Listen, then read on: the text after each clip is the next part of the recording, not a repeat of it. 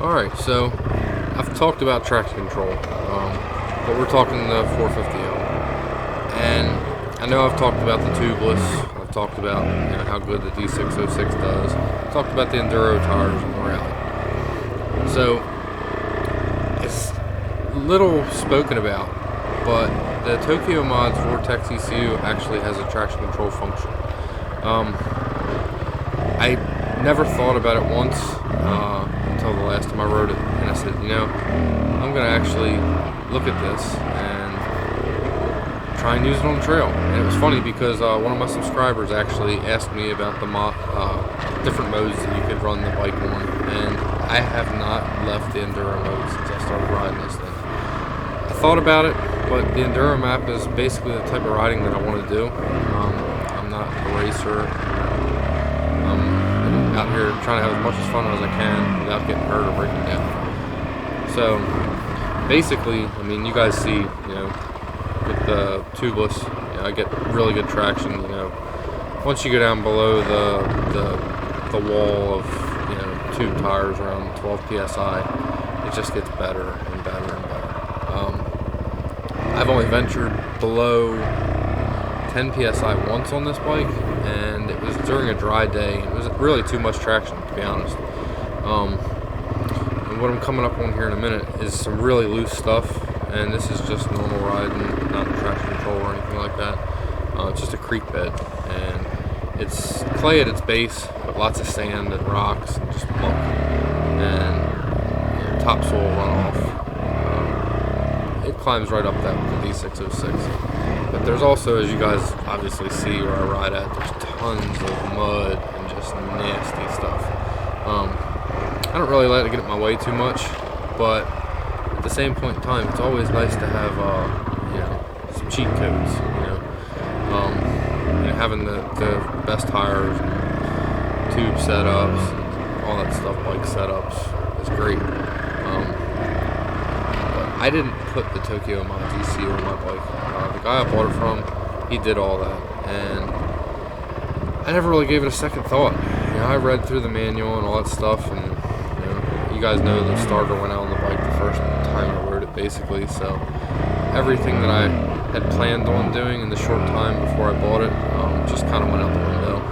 So here I am, 5 months later or 4 months later, however long it's been, finally holding the starter button in and pulling the clutch in and giving it a shot. And right up here you'll see it actually worked great, because I went through this ditch twice this day, and I made it once by the skin of my teeth, and the second time I barely made it out of the ditch.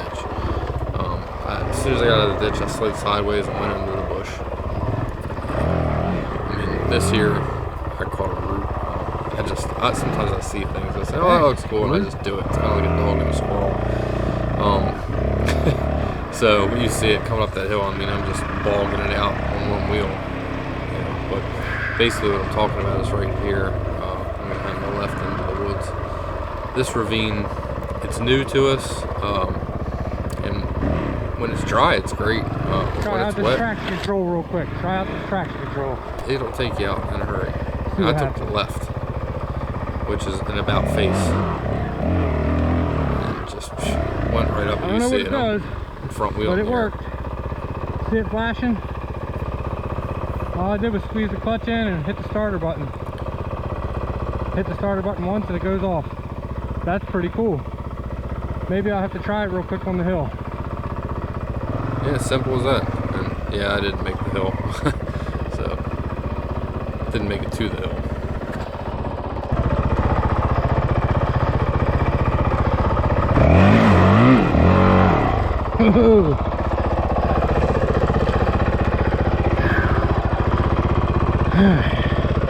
That was a good run.